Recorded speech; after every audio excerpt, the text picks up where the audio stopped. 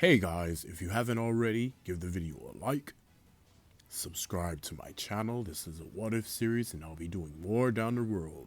Plus Ultra! Hey guys, and welcome to What If Naruto Was Vegito's Reincarnation. Now, we left off with Naruto basically bodying Zabuza. It was relatively easy for him to body Zabuza. Like he said, he could have easily disintegrated Zabuza's body.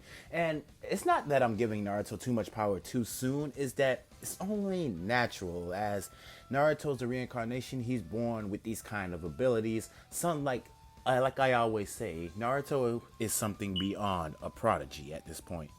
So the team goes to Tazuna's house and they meet everyone just like they do in canon. And Kakashi hasn't exhausted himself to that extent of using his Sharingan, or nor did he get caught into that little water prison that Zabuza had displayed him in since Naruto took over the fight. Now, Kakashi would spend most of his time training Sakura and Sasuke in chakra control, while Naruto basically had no use for it, as he told Kakashi Sensei that chakra, such as things like chakra, wouldn't do him much good. And I didn't say how the team felt about Naruto flying. They would be shocked. When they see Naruto fly, they would be really, really shocked.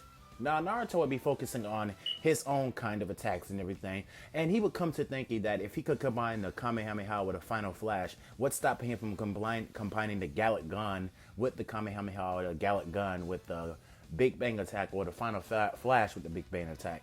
There's so many different attacks that Naruto can combine, but these attacks combined can drain a lot of ki and stamina and can exhaust Naruto. Now, I'm gonna keep in the note. The only thing I'm gonna do is, sorry to clear my throat. The only thing I'm gonna do is, you know how when Vegito did that whole Final Flash attack against Zamasu and then he diffused and everything? Well, let's just say that just drains Naruto's ki in half and makes him somewhat like just weakened. Like it drains his ki. If he used that kind of attack, it's like an all-out resort. Like he has to use it, but it's not a nerf. Because Naruto is still going to be a force to reckon with. I'm saying he's still going to be a problematic. I mean, he's still strong as fuck, even if he uses that attack and uses almost at least half his ki trying to use that strong ass attack or combined attacks. Now, if it was just normal attacks, it wouldn't prove to be much effort for him. But combining an attack like together, yeah, that's going to be draining. Anyway, so the team would eventually go to the tower. I mean, not the tower. They eventually go to the bridge and start the whole bridge construction and everything. But they're immediately confronted by Haku and Zabuza, who engage in battle with them. Now, Kakashi tells Sakura to protect Tazuna while he handles Zabuza, and Sasuke goes to battle against Haku, who has proven to be doing very well against Haku until Haku uses his demon ice mirrors to trap Sasuke in them. Now, Naruto wakes up from his slumber and he gets up, and right now Naruto's panicking because he's late. And he hopes he does it. He hopes he makes it in time. Now Naruto senses energy from the bridge, and he says, "I don't think this. I feel like I can just get there in an instant." Now Naruto put his hands on his head and teleports to the bridge, looking at Kakashi fight Zabuza and Sasuke in like this ice dome and everything. So he instantly goes over there to help Sasuke, since he feels that Sasuke is going to need more help since Kakashi has that battle against Zabuza and he's not going to lose again. So he goes over there to help Sasuke, and Haku, well, they say that Naruto basically did something stupid, or he just came in there all cocky and say, "Sasuke, I'm here to save you." And Sasuke would be like, "What? You just walked in here?" And Naruto would be like, "All right, you might want to brace yourself for this one." So Naruto would say that these mirrors are a nuisance. You're fighting like a coward, hiding behind some mirror. So let's just do this. So Naruto would bring his hands into his chest, and then he would thrust outwards, and it dispel the ice mirror, sending Haku flying outwards. Now, this is where Naruto and Sasuke would team up on Haku, basically throwing like taijutsuing down Haku. I keep saying Hakura. Now, Naruto and Sasuke are, well, saying for example, this is overkill for Haku because she cannot keep up. I mean, he cannot keep up with this. Let's just call her she because it's more easy. She cannot keep up with their attacks, their defenses, and nothing like that. And even if he tried to form the ice mirrors again, this time He formed them, and this time, well, he tried to form the ice mirrors, but Naruto would break the mirrors again and grab Haku by the face and slam her into the ground, basically causing a huge crater and then kicking her dead into the air and charging up an energy like an energy wave and throwing it at Haku, who got hit with the blunt force of that attack and fell to the ground. You can see the smoke trickling from the ground as the explosion happened, and Haku fell to the ground unconscious. Not dead, but unconscious. Now Zabuza sees this and immediately is terrified of this kid's overwhelming power. Like, Jesus Christ, is this a Genin? Is this really a Genin? This kid is like fighting on Jonin level right now. Now Naruto would look at Zabuza and he would tell Kakashi, "Hey, Kakashi Sensei, do you need help?" And this is what Kakashi Sensei would charge up a Shindori in it, like a lightning blade in his hand, and Naruto would appear right in front of him and say, but he would knock Zabuza back a few inches, like kick Zabuza back. And this is what Kakashi Sensei, hey, don't kill this guy. I mean, they can still be redeemed. I don't sense malice in them, but if I can talk to them, I feel we can turn their ways around so that they won't do any more bad things in this world. Give me a chance, Kakashi Sensei, before you just flat out kill them. Now, this is where Zabuza would swing his sword at Naruto for kicking him in the stomach, but Naruto would catch the sword and break it in half and tell Zabuza, calm down. Now, I only want to talk. Now, Naruto would give Zabuza a different talk no jutsu and tell him that, listen, you can either change your ways and become something better than what you are, or I can annihilate you right here and right now. And I have the strength to do so. Pick and choose. You are much better than this. You should stop treating your comrade over there like a tool, as it's not a tool. It's someone who values you, who cherishes you, who loves you. I mean, from what I can see, you basically saved that kid from an impending doom, did you not? And this is where Zabuza would look like reminisce about when he first met Haku. Now Naruto would come to the conclusion that Zabuza has changed for the better. I mean, he had gave him a talk no jutsu just in a Vegito style fashion. And this is where the Gato and his men would like approach the bridge and be on the bridge and try to threaten everyone. And this would make Naruto angry as he heard a lot about the kid's story, backstory, Tatsu, I guess Tazuna's grandson or something like that. But he heard about a lot about his backstory. Of course, no one died in this one, but Naruto rushed along with Zabuza, beating everyone up, like basically beating. Like Zabuza would come, like every time Naruto would knock one of them out, Zabuza would come and slash them down, or cut them, or kill them. And this is where Zabuza would rush past Naruto, and Naruto would say, "Wait!" and Zabuza would behead Gato. And all of them would be dead. Now Naruto would look at Zabuza and say, "You didn't have to kill them," and Zabuza would say, "I had no choice. Now me and Haku are truly free. Anyway, kid, thank you." Zabuza picks up Haku and he looks at Naruto and Team 7 and Tazuna from the bridge. "You will not hear from me anymore. I will not bother this bridge. Anyway, see you later." Zabuza disappears, and this is where Naruto would say, he could at least said thank you. Anyway, so everything will play out per normal with Tazuna still naming the bridge Great Naruto Bridge, and the team would turn back to the Leaf Village.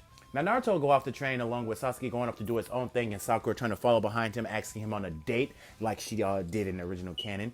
Now, Naruto would be training and he would bump into Konohamaru. Now, Konohamaru would ask Naruto to train him, and this would be like a more like serious Konohamaru. I mean, he was not like the baby or Konohamaru that you've seen in the anime. He was more about fighting and getting stronger, honing his skills, making his skills more unique to his own style of fighting. I mean, Konohamaru has taken a lot of inspiration from Naruto because he's been watching Naruto, and a specific someone has been watching Naruto too. But we now cut to Hinata and her training. She was watching Naruto, but we now cut to Hinata and what she has accomplished in her training. Now, Hinata is basically something better than Neji. I mean, she takes her training so much serious. Like, her inspiration is coming from how Vegito is working, like how Vegito trains. Like, she's been watching, not Vegito, damn, Naruto she's been watching Naruto train very hard since the time he was like 4 years old. Naruto has been training so hard, so eagerly, so like ferociously, and he's in like did his skills to the point that he's become strong. Now, Naruto sees Hinata get bullied and he instantly beats up those bullies and tells them that this is not a battle that you want. If you want to fight me, then be prepared to eat snow. Like, be prepared to have your face planted in snow. Now, Naruto would look back at Hinata, and this is where Naruto would say, listen, you can't spend all your life being like you are now. Use the time that you have to become stronger. Jump at the opportunity to surpass who's ever ahead of you, whether it being your cousin, your father, your mother, your sister, anyone who seems to be ahead of you. Prove to them that you are the one that's stronger. So Hinata would take this inspiration and basically train her ass off. By the time Hinata reached the age of 7 years old, she had her Twin Dragon Lion Fist already accustomed. She already mastered the 8 trigrams 64 palms, even pushing it to 8 trigrams 134 palms. And Hinata has also picked up Naruto's trash talking nature, since she did pick up that saying. She picked up something from Naruto saying, I can't give up because that's my ninja way. Well, she picked up Naruto's trash talking nature and his cockiness. So yeah, Hinata, yeah, she's not nothing to be fucked up with. So Hinata's not shy in this one. She's basically observing Naruto and basically learning about his skills and everything. But we're going to continue on. So at the age of 12 years old, Hinata has graduated, joined her team and everything. And she was one of the top ranking students in her class, being skilled, like very, very skilled. Now, she's not on Naruto's level, but she's ahead of other students per se, due to the fact that how hard she's been training over the years. Now let's get back to the regular story. Now, Naruto and Konohamaru would basically be talking about what are they going to do in their training, but Naruto wants to get a bite to eat first. Konohamaru actually bumps into Kankuro, and Kankuro grabs Konohamaru by the shirt and says, kid, you bumped into me. Now say you're sorry or else I'll beat you senseless. And this is where Naruto would grab Kankuro's wrist and he would squeeze it tight and say, hey, let him go now. This is the third Hokage's grandson. What are you, an idiot? Are you trying to start a war with the Leaf Village? I can tell by your headband that you're a sand ninja. Let him go or I'll break your wrist and you will never be able to use it again. Now Kankuro would screech in pain and let Konohamaru go. Then Naruto would throw Kankuro into Tamari. And this is where he would say, what are the three of you doing here? And you might as well come out from those trees, as you're not hiding any presence that you think you are. This is where Gaara would sweat, and he would come out of the trees, and he would smile, but then he would introduce himself as Gaara. Now Sasuke would be intrigued by this, as Naruto basically known he was there the whole time. Now Gaara would apologize for how his siblings are behaving, and this is where Gaara would state that they're here for the Chunin exams, and Naruto is confused as to what the Chunin exams are. So the day would continue with Gaara and his two siblings walking away. Kakashi would come up out of nowhere and tell the team that they have been recommended for the Chunin exams. Now, we would get into the part where the Chunin exams begin, and the whole thing was, they would get past that whole genjutsu thing. Like, the whole genjutsu arc, they would get past that easily, with Naruto just walking right through it. Now, the whole part with the Rock Lee scuffle, yeah, Rock Lee would challenge Naruto, and he would have Sasuke in mind, but he would most likely challenge Naruto. Since Naruto is known as someone beyond a prodigy and a strong genin in their academy, possibly even the strongest genin in their academy. But this is where Hinata would intervene, and she would say that, no, you're nowhere on Naruto's level. I think you should fight someone like me. If you can best me, then you can fight Naruto, as I'm stronger than that, and than that genin over there. And this is where Hinata would point at Neji, and Neji would have a vein in his head saying, say what? Hinata would smile at Neji, and she would look back at Rock Lee and say, I am stronger than him, possibly even far stronger than him. So let's see if you can outmatch me. And this is where Rock Lee would say, I have no use for you. I want to fight Naruto just to see how hard work can be proven over. Well, hard work is best it can be proven over. Well, I don't know what he said, but he said something about hard work being better than ninjutsu and all that kind of stuff. This is where Naruto would laugh and say, "Yeah, you're right. A lot of hard work and training can prove to be a very, very strong ninja, but you're nowhere on my level. You don't even come close to matching me." And like the girl said, if you can basically beat her, then you can beat me. Let's see what you are capable of. And this is where Rock Lee would rush at Hinata, and in that mist, Hinata would disappear, kick Rock Lee up in the air, and as soon as she did that, Rock Lee would open his eyes, and it would be too late as she caught him in the 8 trigram 64 palms mid-air attack, sending off a various amount of air attacks, not to hurt Rock Lee, but to basically throw him back. Now Rock Lee has his eyes wide open to this, and Hinata floats right back down, lands right back on the ground, and looks at Rock Lee and says, "Wow, so all that talk and you're garbage. That is a shame. You have nothing up your arsenal to beat me, as I just basically used 1 or 2 tricks on you, and you're already heavily exhausted, aren't you?" Now, Rock Lee would feel anger from this, but this is where Mike Guy would intervene and stop them. Basically, he did not punch Rock Lee in this one because Rock Lee didn't get pushed to using his gates yet, because Mike Guy came in there before he opened his gates. Now, Hinata would look at Naruto and she would smile, and this is where Naruto would blush and see that Hinata, is a ferocious, a fierce fighter. He wants to train with her someday or spar with her someday. Now, everything would go per normal with the test being the same as that, but the only thing that would change is not Vegito. I keep saying that. Bear with me, because it's gonna get annoying, but I'm gonna keep saying that, but bear with me. Naruto would use his aura to basically scare some of the students into leaving, but everything would play normal with that.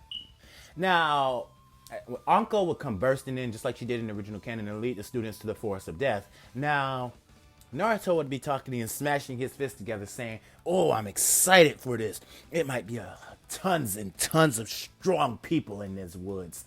And this is where Anko would throw a kunai at Naruto, with him casually grabbing it on his finger and chucking it right back at her, cutting her cheek and destroying at least 3 or 4 trees behind her.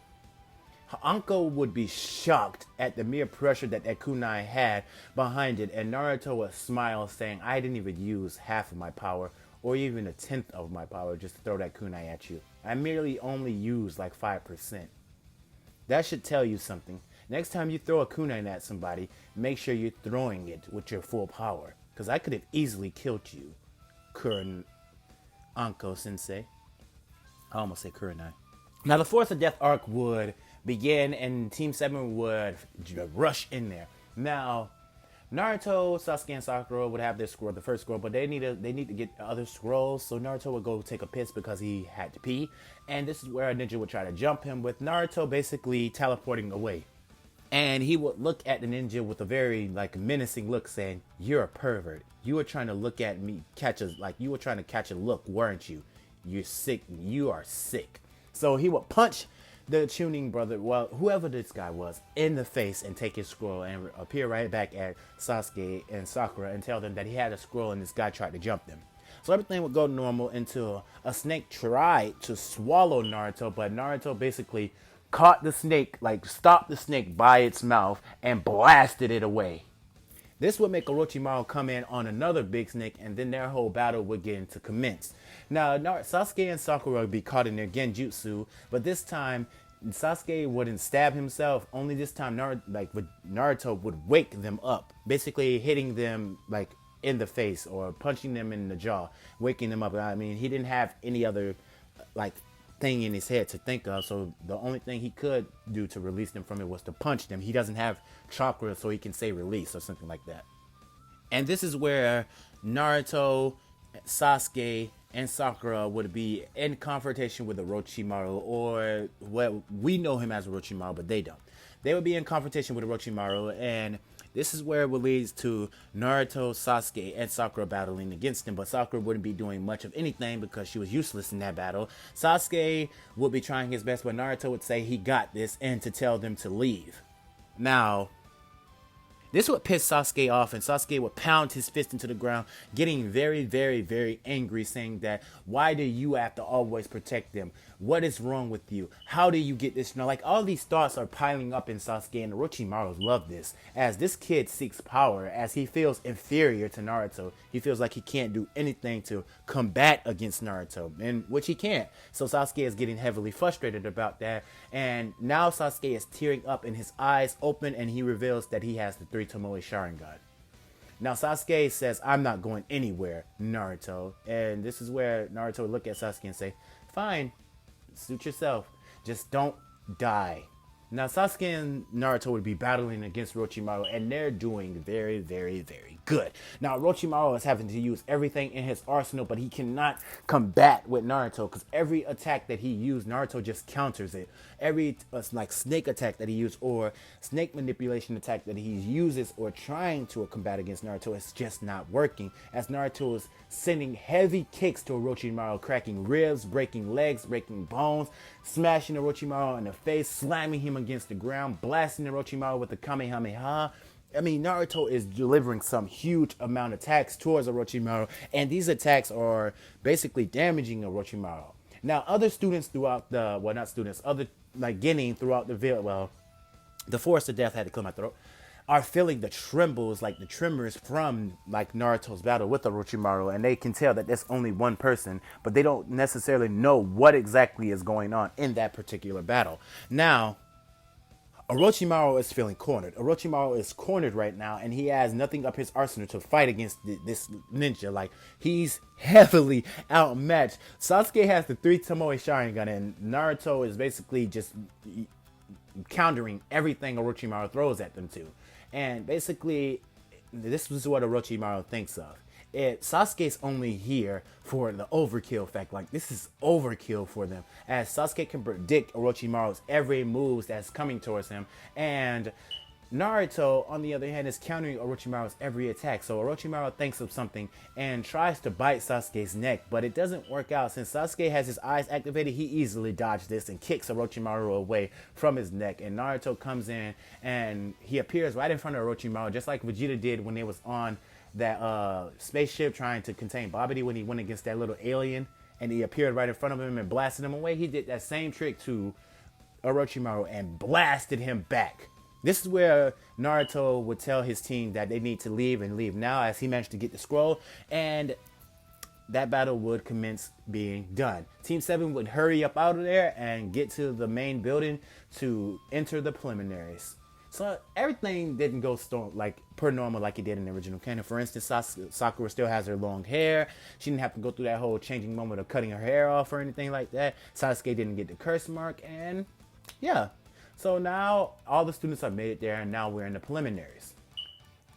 Now, don't waste any more time. Let's get into describing how this is going to go. So Naruto would go against Kiba, and Kiba would feel his heart drop to his ass. Now, Kiba would feel scared as to the fact that no Genin has beat Naruto yet. I mean, of course, Shikamaru managed to catch Naruto one time in his shadow possession, but he didn't give up, seeing as if he got close to Naruto. He would have basically broke out of that kind of shadow possession and punched Shikamaru so hard in the stomach. And Shikamaru calculated this, saying that it was no point even in catching him in that kind of jutsu. And Kiba would be as cocky as he can, but Naruto can basically say that Kiba's legs are shaking and he needs to grow some guts and heart in the fight. So the battle would begin with Naruto just standing there taunting Kiba, saying, "You doing that little Vegito motion, Brittany?" He breaking, like, waving his hand, saying, "Come here, come on, fight me." And this is where Naruto would basically just be sparring in midair, throwing off kicks, throwing off punches, and looks at Kiba and say, "Would you look at me? I'm breaking records." And Kiba would say, "Is this guy serious?" Naruto would think to himself and say that Kiba's let his guard down. And he would thrust an air current at Kiba, throwing both him and Akamaru into the wall, making a crater. Now, him and Akamaru would fall out of the wall and hit the ground. And Kiba would look up to see Naruto right in front of them. Now, this is where Naruto would punch Kiba to the ground. And he would back away, and Kiba would get up with a bloody nose. And this is where Naruto would say, "Hey, clean your nose off. It's leaking. You should turn the faucet off," or whatever kind of canny quirk or like bullshit ass trash talk that he'd say. Anyway, so Kiba would get back up. Now he's angered, and Kiba would rush at Naruto, only for Naruto to appear right back behind him and elbow him in the head and kick him into another wall, basically blasting Akamaru. Not a strong enough blast, but he blasts Akamaru to knock him out. Now Kiba would do a fang over fang attack, trying to hit Naruto with it, trying to use every attack in his arsenal, basically having a whole bunch of kunai and throwing it at Naruto. But Naruto would catch every last one of them and catch Kiba in mid fang over fang and say big bang attack. Now Kiba would be forced back into a wall, basically going through the wall and basically knocked out. Naruto has won against Kiba. Now the rest of the fights will go the same way, only this time, like Sasuke's fight would go really easy. I mean, he wouldn't have the curse mark to slow him down. He would have beat the hell out of that guy, like seriously beat the hell out of that guy. And doing one of Rock Lee's similar moves, well, he mimicked enough, but this is where Sasuke would come up with the idea to create his own similar kind of barrage. But it wouldn't be that kind of barrage that you think it was. It wouldn't be like the Lionsgate barrage or something like that. He would create his own kind of barrage because he didn't see Rock Lee do it, but let's just give him that kind of attack because it looked badass in the canon. So everything would go per normal, but the only thing that changed is Rock Lee wouldn't get his legs crushed by Gaara as Naruto appeared right in front of the sand, basically dispelling it away. And this is where Naruto would appear right in front of Gaara, right in front of the ground, and he would tell Gaara to say, listen, the fight is over. I don't know what kind of bloodlust you got or how crazy you are, dude, but he's already beaten. So it's no need to go that far. Gaara would get off the ground and say, tch, and look away and walk back to the stands.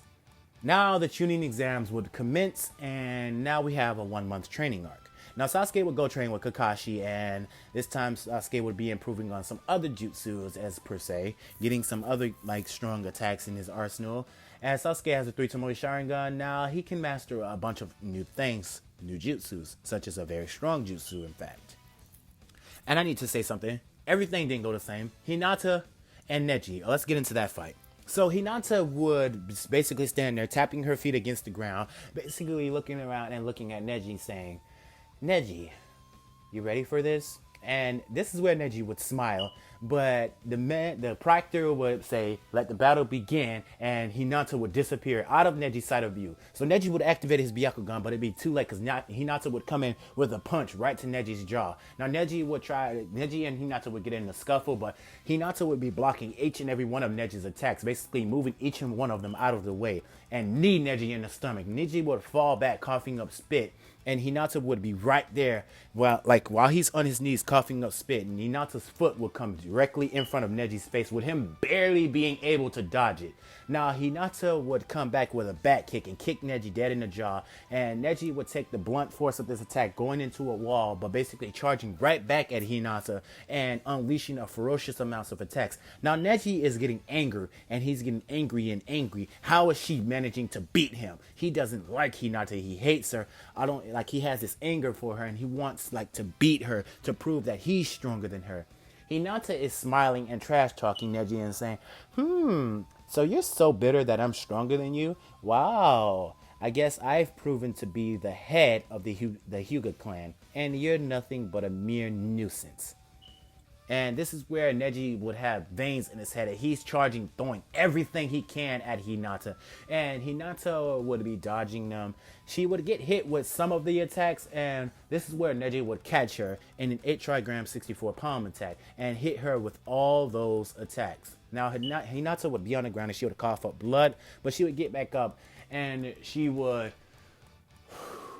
breathe. And she would get into a similar stance that Naruto basically hasn't raised an eyebrow towards. And it would be like a Goku stance. Like the Goku stance where when him and Vegeta first fought. So Hinata would get into a stance like that. And her eyes and her Byakugan would flare. And this bluish aura would radiate over her body. And this is where Hinata would say, all right, I got this.